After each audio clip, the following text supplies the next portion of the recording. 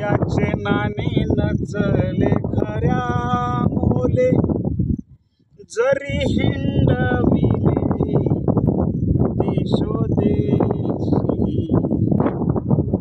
हिरिया सारिखा दिसे शिरगोळा, पारखी तो डोळा न पहावे, देवनिया भिंग कमाविले मोती, पारखिया हाती घेता नाही.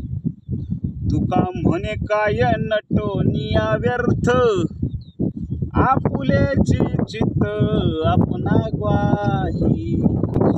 शिरगोळा म्हणजे आपल्या इकडे ह्याला हे म्हणतात गारगोटी.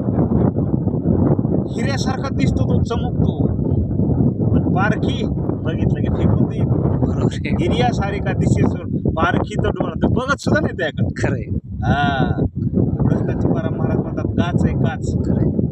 की बाबा काच दिला. लय मौलिक शब्द आहेत.